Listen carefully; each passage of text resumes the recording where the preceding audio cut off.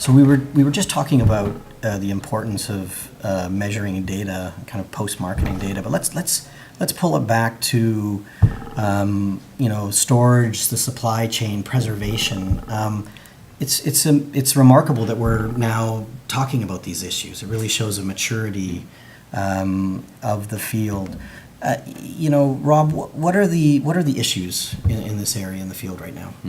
I think that's a great question, Michael. And I think for a long time, those aspects of managing drugs. So now we've made the drug and it's safe and it's effective.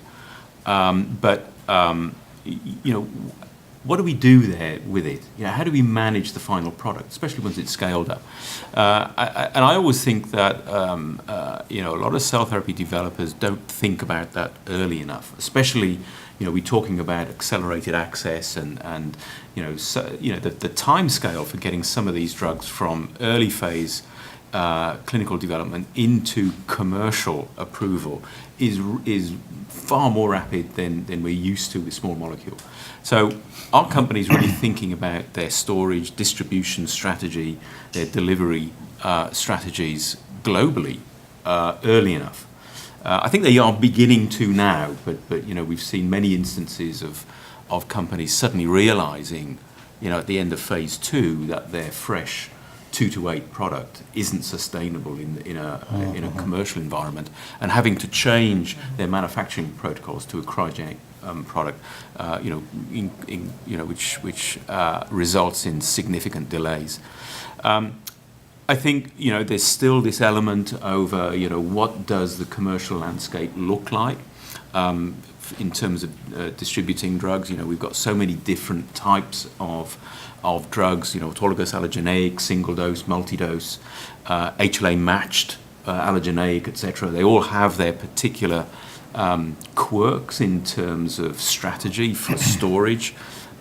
Secondary packaging and labeling is another area that some people forget about, maybe, especially in Europe, where you've got multiple languages to deal with. Products need to be compliant from the regulatory perspective. So they need to be treated just as any other drug product, packaged and labeled. But now you're dealing with products that have 0 time out of environment tolerance, and they need to be packaged at minus 180 degrees. How do you do that? Where do you store the product? So you're looking at centralized storage or decentralized storage. What about those products for acute indications that need to be administered within X number of hours of a patient being admitted to the emergency room, for example, in a hospital? So we're recently dealing with a developer who's looking for an allogeneic product that needs to be delivered from a storage location to the point of administration within 8 hours, any time of the day, any day of the year. It's an acute, it's non-elective. You can't plan when these patients are going to turn up. From a supply chain perspective, that introduces huge challenges. Where do you store this drug? Do you have centers of excellence with their own cryogenic storage? That, again, introduces another layer of potential inconsistency and variability, training of staff, etc. And even then, maybe some of these patients can't actually get to these major centers. They need to be treated in other hospitals. So I think there's a shift of focus now to look at what distribution strategies should be required. Because bear in mind, the traditional small molecule type of scenario is, once it's a commercial product, you just ship pallets of this product to wholesale dealer warehouses who just supply pharmacies and clinics, etc. You can't do that with these types of drugs. And I imagine this applies to not just the end stage delivery, but even the collection of the material. Absolutely. When you're getting the apheresis product, whatever it might be, the blood or the initial material, and preserving that throughout the process. And if you ruin your starting material, it affects everything. It has a knock-on effect on everything else. And of course, with your starting material, with your apheresis material, then typically the product is fresh. The time scale is much shorter. You've got to get it from the patient to your manufacturing location, maybe in less than 30 hours. So depending, if you want to sort of globalize this, depending on where your patient is and where your manufacturing facility is, you have to consider that as well. And where is the radius, the effective radius from a supply chain perspective of getting your starting material back to a manufacturer? So let's think about how logistics and the supply chain will affect the manufacturing models. I mean, where are we going to put these sites? Is it centralized? I mean, are those active discussions these days, or is it still for the future? It's a great question, because we're working with developers of therapies now who are literally treating patients in Japan, and taking apheresis material from Japan to California for manufacturing, within 30 hours, and then shipping a cryogenic product back to Japan. The return leg, isn't quite so time sensitive, but you have to ask yourself, is that sustainable? Well, in a commercial. I mean, think of the CAR T. I mean, think of a CAR T for a solid tumor. I mean, this is totally different scale of problem, right? Totally. And to Bob's point earlier on, the importance of having standardized platforms for manufacturing, and having the ability to manufacture in Asia or in Europe or in the US, for example, on a totally consistent, standardized platform, so you can serve those areas. I think is going to become absolutely crucial. Your biology is going to drive some of that, right? Yeah. And there's if you look at, we talked about unit operations, but within the manufacturing environment, and with each unit operation being defined as what's the people component, what's the machine component, what's the milieu or the environmental component, what are the materials, and what's the method. And you can pretty much take every unit operation and define it in that way, but you've got to go point to point, right? And you got to consider these processes that start at the collection of cells to the infusion of cells as all just a series of unit operations. One of the things that's changed a lot, back to your earlier question about what's changed, is what was happening earlier, and there was a tremendous case study of a commercial product that started out as a failure because of the outdate, the shelf life, and the manufacturing environment that was built around a process that had not been optimized for that delivery. Right. Now, if you take a case of a cell being shipped to Japan and back, et cetera, if it's for a very rare disease, that's not a problem. No, that's right. It's okay, right? Yeah. If you start getting up into a non-Hodgkin's lymphoma type of a product, and that's what you're looking to do, all of a sudden it changes. So I think that's a strategic question, and the business models need to be built around the particular processes. But the processes have to meet you halfway. Yes. And we've got to do what we can to make them as robust as we possibly can. And it just goes back to those 4 criteria of robustness, cost, scale, and sustainability. But each process is a little different. It's a strategy. I mean, I remember a fascinating anecdote from one of the MSC companies where, they often presented this case study of where for them it was cheaper to charter a plane and fly out to collect the patient and get the patient to the site of administration or whatever it might be, rather than have the patient miss the appointment. And for me, as interesting and as comical as that anecdote was, it was always a concern for me, because I thought, actually, if that's the process that we get to at commercial scale, it's not going to be feasible. Right. But now I think we are getting to this point where you have companies who are developing freshly preserved preservation media. You're having companies looking at how they can optimize their freezing and thawing process, but also I think you're having an increasing focus from the likes of Thermo Fisher, as well as many other companies, now thinking about the logistics. And for me, again, it's one of those key milestones. We're now getting to the point where this becomes a critical consideration for the success of this industry. Right, Is it not plausible in the interim that we will have health science centers that that will deliver these therapies, and they will be needed, and in fact some of the hospitals may need to rethink how they fit into a commercialization paradigm. I'm thinking about a public healthcare system like in Canada. And is it not plausible that you would think that exporting a product in that context might mean importing the patients? I mean, I think in that instance, in the UK, that's certainly the approach that's been taken. So in the UK, there's recently been 3 advanced therapy centres which have been funded by the government, in strategic locations around the country. And I think that seems to be the model in the UK and in other areas. These advanced therapy or centres of excellence. Treatment centers. Exactly, Yeah, exactly. exactly. That I think being the key. So that I think is a model which it could be feasible moving forward. Because if it's not a Coke kind of a dispenser with cells giving you what you want in the kind of black box, this is the other variation on that. Again, is it's you a have to- model, it depends, right? It depends on the geographic distribution, it depends on the criticality of the timing, it depends on the country. Canada is really populated in very small centers, right? I mean, it's got not a lot of people, or concentrated in a couple of areas. The U.S. is quite different. India is quite different to that, right? So you'd have to really look at a distribution model that takes all of that into account. And I think going back to the question about public-private partnerships or academic and industry partnerships, this is where an area where I think one of the greatest differences has been made, and that industry now, with the influence it has in the academic environment, academics are thinking early on as they create these products, I have to think about some of these things now. Yeah. One of the first clients we had when we started our company in the late 1990s was a company that was doing spinal cord repair, and it was an hour and a half from the time the cells were collected until they got to the manufacturing facility, otherwise they outdated, and it was 45 minutes to get back. And it was really, and we looked into why that was, and that was because the center at which the initial studies had been done, the research lab was right next to the clinic. Yeah. And so that's they established an outdate, not on biologic grounds, it was just that's what they did. Yeah. So when they went to FDA, and FDA said to them, what's the outdate? They said, well, it's an hour and a half and 45 minutes, but it could be really long. They said, show me the data, and they said, it's an hour and a half and 45 minutes.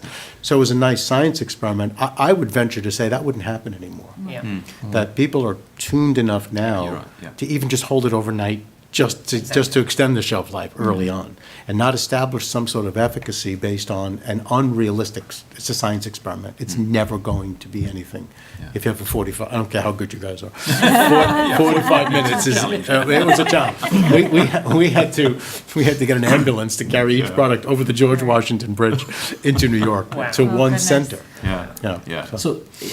So Bob, are when projects come to you, are you still struggling, or are your clients struggling with raw materials in terms of the supply chain, in terms of supply and kind of backup supply? Oh, yeah. And that must still be issues. Yeah, I mean, vector production continues to be an issue. There is there's a lack of consistency that people still want to see. There's questions about where all that technology goes. There are capacity constraints right now on some of the providers. They're all getting better, and people are solving that challenge slowly, but that continues to be an issue. I think some of the more common reagents, like lymphocyte separation media and the like, we're going through that like gangbusters now, and so there are quality issues around that. There's recently was a media challenge where there was a contamination in media, and it nearly shut down the industry.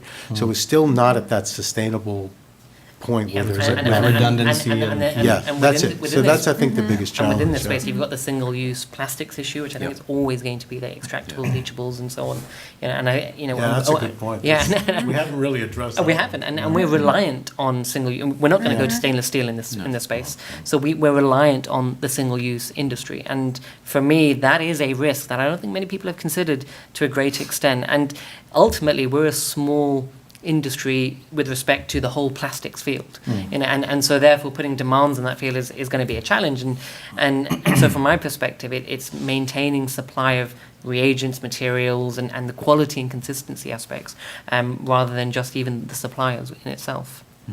And I think to echo that, I think a lot of people consider supply chain as downstream, getting the drug to the patient. Right. But as soon as you start scaling up, you get all this upstream supply chain problems as well. And I think some developers are now beginning to understand what that actually means. Even at facilities like the Cell and Gene Therapy Catapult in the UK. The collaborators there, just moving in now, are beginning to calculate what their requirements will be in terms of materials, consumables, media, etc. And realizing there just isn't enough storage space on site. Right. They hadn't considered that before. Their main problem was, okay, once we've made the drug, how do we get it to patients? Right. Not how do we actually get the materials to make the drug in the first place? But so I think that's a kind of parallel and I think concern. in addition to that, you've always got the concern. I feel that in this industry, sometimes we are reliant on single suppliers, for whether it's for technologies, whether it's for reagents, whether it's for materials. And I think for me that is still a major issue. I mean, if we are going to make this a commercially viable industry, we have to move away, have removable technologies or modular systems, but kind of try and overcome the issue of single supplier reliance. Yeah. Let's talk about product stabilization and cryopreservation. It was on our agenda. What are still the needs there? I think, and what's the ideal product in that space? So what I said earlier about the analogy of some products which were designed as a fresh 2-to-8 product, and suddenly the realization struck home that this is not a viable commercial product. We have to stop in our tracks and turn this into a cryogenic product. I think the next step is, okay, so a cryogenic product affords you some luxury of time in terms of getting the drug to the patient. But is it the holy grail? Is it the final step? And I don't think it is. I think obviously, people are striving for a stable product that doesn't need cryopreservation. A fresh product, be it vitrified or some kind of stabilization solution that will give you that time to get a fresh product, at ambient or 2-to-8. Personally, I think we're still a long way off that. And I think in the interim, we have to focus on producing a robust supply chain for cryopreserved products, while still understanding that there's a lot of work and research in the background looking at how to create a stable product that can be handled, as a fresh product. But how long that's going to take, 10 years, for example, I don't know. That's what my view, Bob. I don't know if you feel. Couldn't add anything. Yeah. It's perfect. Yeah. It'll probably happen faster than we think. The way things are going. Absolutely. And slower than we want. Yeah, faster than we think, slower than we want. Wonderful. That's a perfect segue into a question about whether the industry has met our expectations. Go back 10 years and where we are today, and what our hopes and the promises were around. What has evolved from tissue engineering to regenerative medicine to now advanced therapies? I mean, even the names we're calling these products reflect a more clinical, therapeutic kind of angle from the kind of academic to the clinical. What do you guys think? Are we where we thought we'd be? Are we further? Well, I'll kick off that. I mean, I think from my perspective, in some ways it has met expectations, in other ways it hasn't, but in a good way. I mean, I think it follows the classic Gartner hype cycle where we had this, amazing potential, and I remember in every research paper I wrote, there was always the potential of regenerative medicine, and even for me, it got quite to the point that, should I still use this phrase? And then we had the kind of, I would say the downturn with kind of some of the data that emerged from the MSc studies, and I think at that point, we saw the CAR-T therapies emerge. And for me, like I said, I mean, as I've reiterated throughout, for me it was the clinical data. I think once you have, really promising clinical data, things will change. People will look at how we can bring the cost down and so on. And so for me, whether it's met expectations, the fact that we now have an industry, we're sat here, we're still all employed in this field and so on, for me, I think it's met that fundamental objective. But it goes back to the point that I actually really think this is an exciting transitional period where we are now genuinely thinking about manufacture. It's not just lip service and where we think, we've got engineering issues.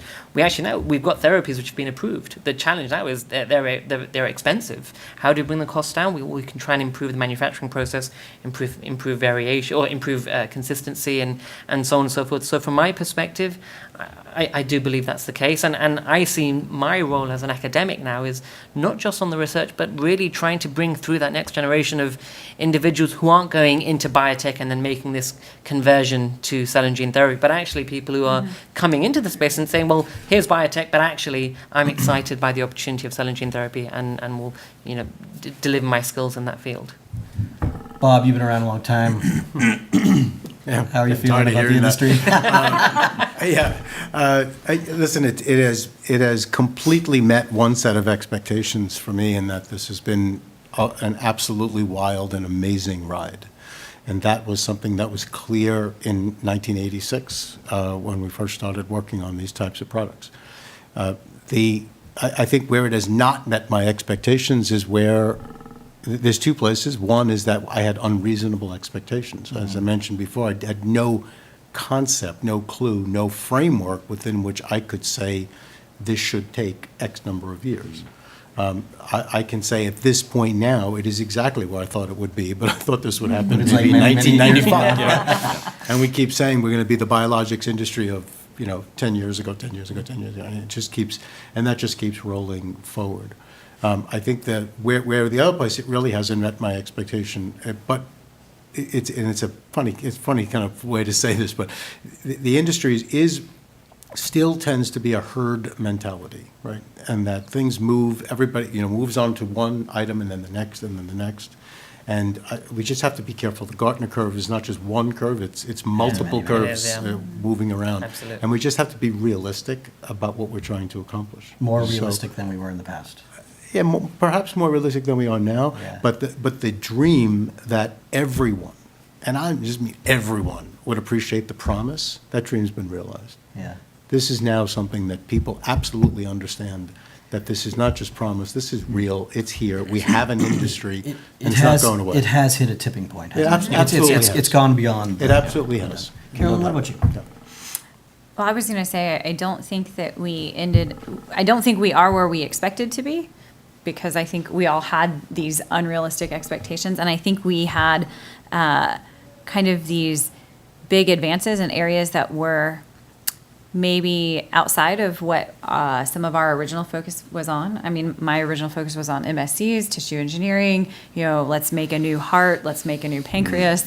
And it's really, a CAR T cancer therapy that was the one that showed efficacy. What I like about that particular story is that it was more than just one technology. I mean, you've got gene engineering, you've got to identify the right cell, you've got to work with the patient. And so it's a fantastic case study of all of those things coming together. And I think the rest of tissue regeneration, regenerative medicine, maybe, new organs can learn from that and help us. And it's not like cellular immunotherapy was kind of created 2 years ago. Right. No, that's been going on a long time. Exactly. Where Yeah. Right? people started to kind of focus on it. I mean, they had their own curve, 30 years right? too. Yeah. Their own curve. Yeah. Rob, what about you? Yeah, I think just echoing some of the comments, like Bob was saying, some of us can remember back in the 1980s, the early work on dendritic cells and, the promise that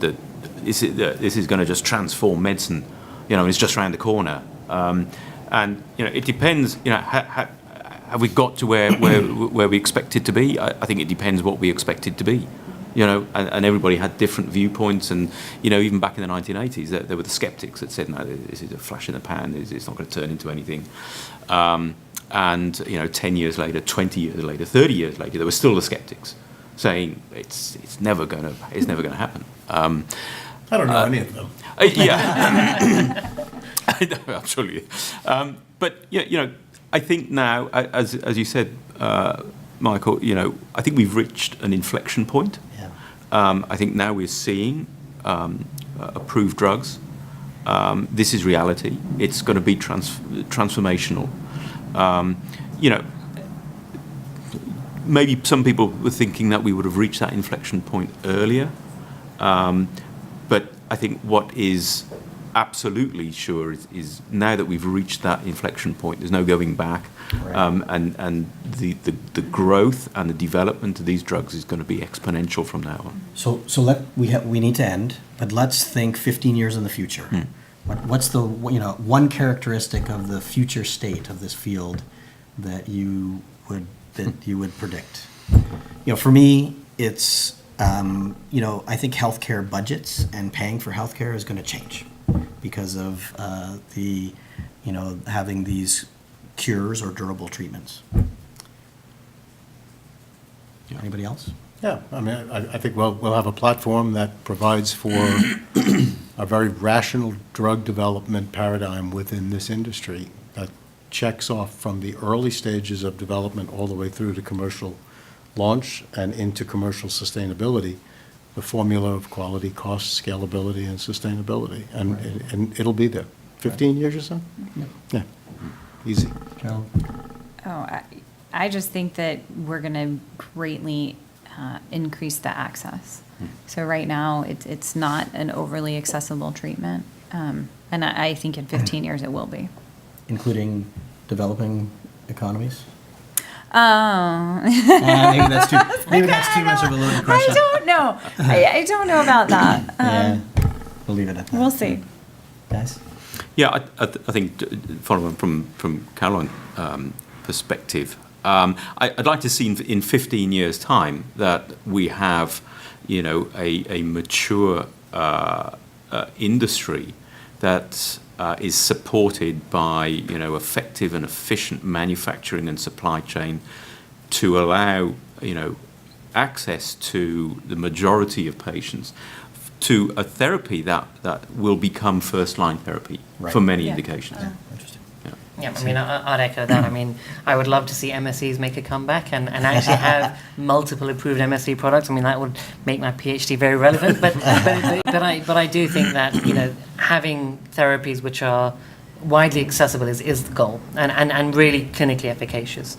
And I think we're starting on that journey. And I think in 15 years, I think we'll have, I don't think cellular therapies will be the be-all and end-all. I mean, it will always be alongside biologics. And I think some of the cellular therapies we're developing now, we may actually identify the small molecules that are the therapeutic agents and actually develop those separately.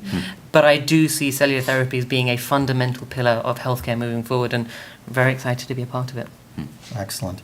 Well, I would like to thank you all. It's been fun and a pleasure to chat about an area that is really going to revolutionize healthcare, for the next 50 or 100 years. So thank you very much. Thank you. Thank you. Thank you.